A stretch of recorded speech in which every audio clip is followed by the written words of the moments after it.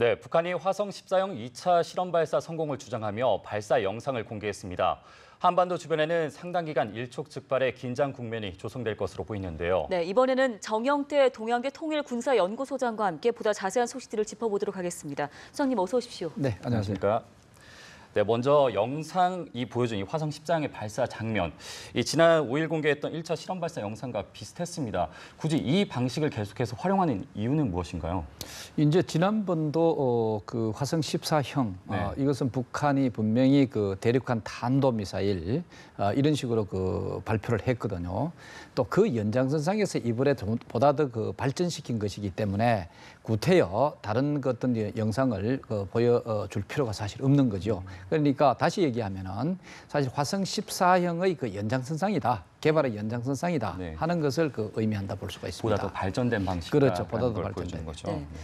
발사 영상이 생각보다 좀 신속하게 공개가 됐다는 얘기가 나오는데요. 영상 함께 보시면 굉장히 안정적으로 솟아오르는 모습이지 않습니까? 이 영상을 보면서 전문가들이 이게 주엔진과 보조엔진의 추력이 상당히 그럼 균형이 잡힌 것이다. 그럼 말씀해 주신 것처럼 연장선상에서 그래도 진전된 부분, 고도나 비행거리 볼 때 이렇게 되면 실전 배치가 좀 앞당겨진 것으로 저희가 해석할 수 있지 않겠습니까? 예, 그렇죠. 이제 점점 이제 북한이 소위 그 ICBM 이라고 하는 소위 대륙간 탄도미사일 그 목표를 달성하는 그게 이제 굉장히 그 문턱까지 와 있다고 얘기할 수 있는 것은 지난번에는 약 한 8,000km 정도의 그 사거리를 가진 것이었다고 한다면은 이번에 뭐 고각 발사 수위가 3,700 정도 그리고 또 그 사거리 자체가 900 거의 뭐 1,000km 정도 갔다고 볼 수가 있는데 이런 것을 우리가 계산을 좀 대 보면은 일반 전문가들이 이것이 10,000km 정도는 넘을 수 있는 사거리가 아니냐. 그럼 사거리 측면에서 이제 발전된 측면이 되버리죠.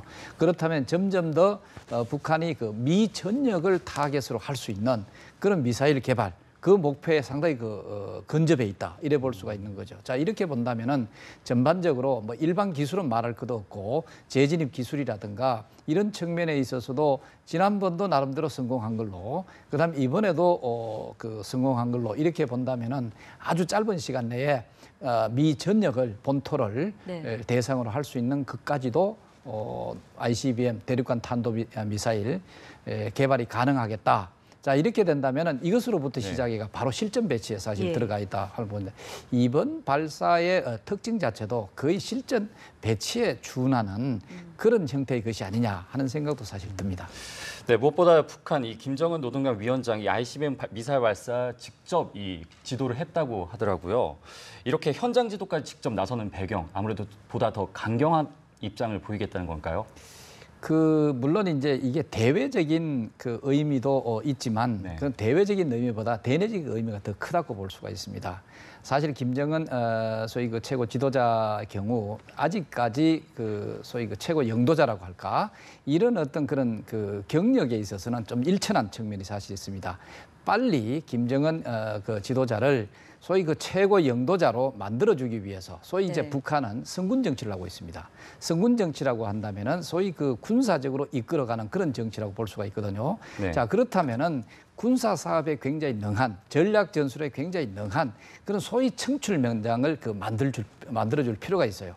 자, 그렇게 하기 위해서는 바로 이러한 소위 미국과 직접적으로 맞짱을 뜰 수 있을 정도의 이런 소위 대륙간 탄도미사일을 직접 진두지휘해서 성공으로 이끄는 그런 천출 명장과 같은 소위 지도자, 군사 지도자 이런 어떤 이미지를 북한 인민들한테 소위 내보이기 위한 하나의 형식이다 이라고 볼 수도 있습니다. 대내 정치, 내부 체제 결속으로 내부 체제 결속이 그게 더 크죠. 소위 이제 것이다. 북한에 있어서는 수령, 소위 최고 지도자는 보통 우리가 대통령이라든가 국가 최고 통수권자의 의미를 훨씬 더 뛰어넘습니다. 그야말로 그 신적인 어떤 그런 정도의 기술과 그런 능력을 겸비한 그런 그 지도자로 또 일단 그 부각이 되고 있거든요. 이것을 뒷받침해주기 위해서 군사적으로 굉장히 그 위력한 그것을 그 힘을 갖도록 하는 이미지를 부각시킨다 이래 볼 수가 있습니다. 알겠습니다. 살펴보고 있는 것처럼 북한의 대륙간 탄도미사일 ICBM 이제 국제사회의 큰 고민거리가 되고 있는데 여기에 북한이 지금 병행 개발하고 있는 게 있지 않습니까? 어떻게 보면 ICBM보다 더 이제 우려의 목소리가 나오는 SLBM. 이분 기술 수준이 어느 정도까지 와 있다고 저희가 볼 수 있을까요? 그게 이제 북한이 이제 다방면의 그 소위 그 운반 수단, 예. 그러니까 소위 이제 미사일이라고 하는데 미사일은 이제 이 포탄을 포를 이제 운반할 수 있는 탄두를 운반할 수 있는 그런 운반 체지요. 자 그렇다면 북한은 지금 그 육상, 해상 이런 쪽에서 다방면에 이제 쏠 수 있는 어떤 그런 그 수단을 지녔다고 네. 볼 수가 있는데 그 중에 소위 SLBM입니다. SLBM은 잠수함에서 바로 그 쏘아 올릴 수 있는 그런 탄두라고 볼 수가 있는데 자 이런 경우에 보면은 이제 이 그 형식 자체가 사실 단순히 SLBM에 머물지 않고 이 기술을 소위 지상에서도 활용할 수 있는 소위 그 무수단리 소위 3,000km 이상에 되는 그런 그 사거리를 가진 그부터 중거리 미사일부터 시작해가지고 지금 고각 발사하는 이러한 형식도 상당히 그 SLBM 여기에서 그 많은 그 기술을 그대로 이전하는 그런 모습도 동시에 보이고 있다 이래 볼 수가 있습니다. 네. 그래서 네. 다각도로 이런 운반 수단을 개발해 오겠다 이래 볼 수가 있습니다. 네, 한편 한국과 미국 같은 경우는 한미 미사일 지침 개정 협상을 시작을 했습니다. 이 탄두 중량을 늘린다고 하는데요. 이것이 북한의 위협적인 메시지가 될 수가 있을까요? 굉장한 메시지죠. 사실은 이게 이제 네. 미사일도 있어도 네. 그 탄두 중량을 예를 들어서 뭐 지금 우리 500kg 정도 우리가 그 구비해 있다고 볼 수가 있는데 500kg 정도는 일반 전문가들이 얘기하는 것은 소위 그 우리가 아파트라든가 이런 벽을 뚫기도 사실 어렵다고 하는 그런 정도로 판단을 하거든요. 그러나 이것이 한 1톤 정도의 이상으로 간다면은 네, 1톤으로 늘린다고 하더라고요. 그렇죠. 그 정도로 가게 된다면은 앞으로 이제 지하에 있는 아주 깊숙하게 있는 것조차도 파괴할 수 있는 그런 파괴를 가진다는 것이죠. 그렇다면은 앞으로 북한의 어떤 지도부, 소위 지휘부라고 볼 수가 있는 게 지하에서 머물러 있을 가능성이 큰데 이것조차도 벙커버스터 이상으로 이것을 직접적인 직접 타격이 될수 가격할 수 있을 있는 그런 위력을 지닐 수 있는 미사일이다. 이래 볼 수가 사실 있죠. 네. 네. 이번 북한의 시험 발사 이후에 송영무 국방부 장관이 한미 양국이 전략 자산을 전개해서 단호히 조치할 것이라 이런 경고를 했습니다. 일단 볼 때 한미 대북 군사적 대응 수위가 상당히 높아질 것으로 보는데 어떤 군사적 옵션 카드를 꺼내들 것으로 예상할 수 있을까요? 지금 뭐 한미 군사 당국이 뭐 직접적으로 같이 군사 공격을 한다든가 이런 수준까지는 아직까지 우리가 조금 시기상조라고 볼 수는 있고 그러나 어떻든 지금 이제 소위 이제 북한이 이러한 다양한 미사일 수단을 가지고 미국을 위협하고 우리 대한민국을 위협하고 또 아니면 또 일본도 또 위협하는 그런 측면이 있거든요. 자, 그렇다면 이것을 사전에 억제할 수 있는 형태의 뭔가 무력 시위 이런 것이 이제 있을 가능성이 굉장히 크죠. 예를 들면 미국의 다양한 전략 자산들이 한반도를 그 주변에 이걸 배치를 하게 된다든가 아니면 그것을 중심으로 해가 또 실질적인 훈련을 가한다든가 이렇게 함으로써 북한을 직접적으로 압박하는 그런 형태가 될 수도 있겠다는 볼 수가 있습니다. 네, 문재인 대통령은 사드 잔여 발사대 추가 배치 협의도 지시를 하면서 강력한 이 대응을 하고 있습니다. 이 원칙은 계속해서 지키겠다는데 이 사실상 베를린 구상은 유효하다면서 이 대화 입장도 사실 열어뒀습니다. 네. 그래도 어쨌든 간에 이렇게 미사일 실험 발사까지 한 마당에 이 베를린 구상 동력 한풀 꺾이지 않겠습니까? 그 베를린 구상 동력은 뭐 당장 그것을 이제 실현한다든가 그런 어떤 그 짧은 기간을 위한 그것은 사실 아니거든요. 좀 더 장기적이고 중장기적인 어떤 그것이 사실 있는 측면이 사실 있습니다. 그다음 그것을 위해서 하나씩 밟아가는 그런 그 행위들이 있을 것 같은데 그 대표적인 것이 이번에 우리가 군사회담을 제의한 것이죠. 자, 회담 제의 같은 이런 자체도 마찬가지로 군사회담이니까 북한의 핵미사일 문제라든가 아니면 여타의 군사 분계선에서 서로의 어떤 경쟁을 하고 있는 이런 측면을 없애기 위한 그런 하는 시작을 한다는 것이죠. 이것은 항상 유효하다고 봐야 되겠죠.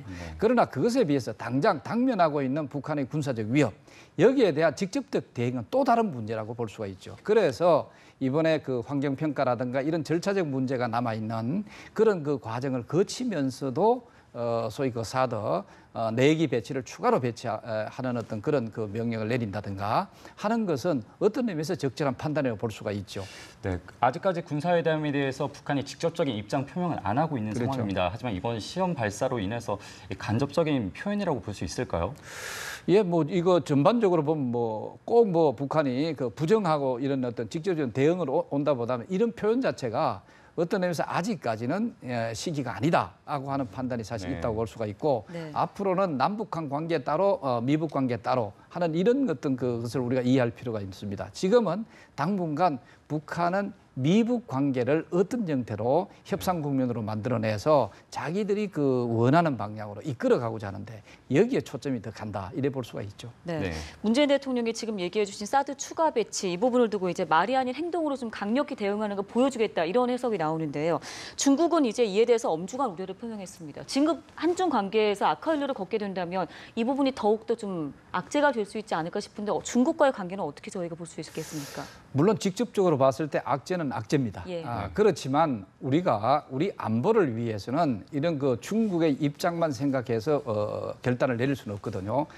그럼에도 불구하고 중국도 이번에 소위 화성 14호에 이어서 소위 화성 14-2라고 볼 수가 있을 정도로 이게 진전된 형태로 대륙간 탄도 미사일을 발전시켜 나간다는 거죠. 이것은 엄연히 우리한테만 위협이 되는 것이 아니라 어떤 면에서 잠재적으로도 중국한테도 위협이 되는 그런 내용들입니다. 자, 이것을 우리가 소위 그 방어 차원에 있어서 사드를 추가 배치한다고 판단했을 때는 이거는 중국도 충분히 이해할 수 있는 측면도 있다. 네. 자, 이것을 위해서 우리가 적극적인 외교를 펼친다면은 제재와 압박 그리고 동시에 대화 이런 것은 또 어느 정도 중국과도 궤를 같이 하는 측면이 있기 때문에 이것을 중심으로 설득해 나가는 그런 그 지혜가 필요하다는 생각입니다. 네. 네, 미국의 입장도 살펴볼 필요가 있을 것 같습니다. 이 렉스 틸러슨 미국 국무장관이 북한의 미사일 발사와 관련해서 이 중국과 러시아의 책임을 강조하고 나섰습니다. 이 세컨더리 보이콧까지 할 수 있다고 이 강경한 입장을 보이고 있는데요. 이에 대해서는 어떻게 생각하십니까? 가면 갈수록 이런 제재와 관련돼서 제재에 동참하는데 특히 러시아 그리고 중국 여기에 대해서 너무 우리가 많은 기대를 걸기는 어렵겠다는 생각이 사실 듭니다. 네. 왜 그러냐면 아마 미국도 이해를 할 수 있을 것 같아요. 왜냐하면 중국 역시도 소위 북한이 주장하는 그것과 궤를 같이 합니다. 예를 들면 지금 이제 북한의 핵미사일 개발 자체는 이건 바로 미국이 자꾸 핵 공격을 하려는 그런 위협을 하기 때문에 체제 안전을 위해서 자기들 개발한다 이래 나오거든요. 자, 그렇다면 미국 간의 적대감을 없애기 위해서 미국 간의 평화협정을 체결해가지고 소위 주한미군 철수를 하게 만든다든가 이렇게 함으로써 궁극적으로 북한의 핵미사일 문제를 해결할 수 있다. 이게 이제 북한이 원하는 것이고 또 네. 중국이 사실은 이것을 주장하고 있는 거거든요. 그렇다면 중국과 북한이 궤를 같이 한다. 자, 이렇게 본다면은 그게 단순히 이제 소위 북한의 도발적 이 행위에 대해서 같이 동참하자. 이렇게 얘기했을 때 중국은 네. 겉으로는 상당히 좀 동참하는 형태는 보일 것입니다만은 내부적으로는 어떤 의미에서 북한을 좀 두둔하는 측면도 있지 않느냐 하는 데 대해서도 우리가 좀 유념히 살펴볼 필요가 있다 볼 수 네. 있습니다. 소장님 지금 러시아와 중국에 좀 많은 기대를 걸기는 어렵다라는 표현을 해주셨는데, 그러니까 초강경 제재에서 그동안 이제 러시아와 중국 난색을 표해오지 않았습니까? 그런데 예. 이번 발사로 그래도 글쎄요, 입지가 좀 줄어들 것 같다는 생각도 드는데 저희 앞서 좀 기사를 통해서 봤지만 러시아에서는 이번 이걸 ICBM급이 아니고 그냥 중장거리 정도 예. 러시아의 위협이 되지 않는다라고 좀 한 발 뺀 모습이거든요. 그런데 러시아가 지난번에 화성 14형에도 IRBM 중장거리 정도 이래 것이다. 그때는 또 이것을 좀 신뢰하는 측면이 잘 좀 있었습니다. 일부가 전문가들이 또 있고 그랬는데, 그런데 이번까지도 또 비슷하게 얘기하는 거예요. 러시아는 여기에 대해서 실질적인 정보가 없구나 하는 생각이 살다. 그래 무시해도 좋겠다. 보도 사거리도 상당히 그렇죠. 저희 한미 당국과 분석 차이가 많이 나던데요. 이거는 그저 엄연하게 쉽게 포착이 될 수 있을 정도의 사거리라든가 그다음에 또 고각 발사했는 그 거리라든가 이런 것들은 사실 드러나는 겁니다. 여기에서 이렇게 차이 나는 정보를 내놓는다는 것은 두 가지입니다. 하나는 거의 이것을 무시하는 형태로 뭔가 관심이 없다는 형태로 여기에 내놓는 것이거나 아니면은 자체 그야말로 정보가 없다는 것을 스스로 드러낸다. 이래 볼 수가 있죠. 그만큼 러시아를 이용해서 그다음에 중국을 이용해서 이번에 이 북한의 핵 문제 해결을 한다는 것은 상당히 굉장히 요원하겠다. 그런 측면이 사실 있다. 그렇기 때문에 물론 이제 이것으로 인해 국제적인 차원에서 중국이나 러시아가 어느 정도 적극성을 보다 더 강화할 가능성은 있다. 네. 그렇지만 그럼에도 불구하고 충분하지는 못할 거다 하는 생각이 듭니다. 네, 이렇게 러시아와의 관계까지 살펴봤습니다. 아무래도 우리나라 이야기를 더 해봐야 될 것 같은데 강경화 외교부 장관 역시 문재인 대통령과 마찬가지로 이 베를린 구상 여력은 남아 있다라고 하면서 대화 기준을 열어놨단 말이죠. 그리고 평창 동계올림픽도 이제 200일 안으로 들어오고 있는데 이런 가운데 향후 우리나라 정부의 입장은 어떻게 보일 것이라고 보십니까?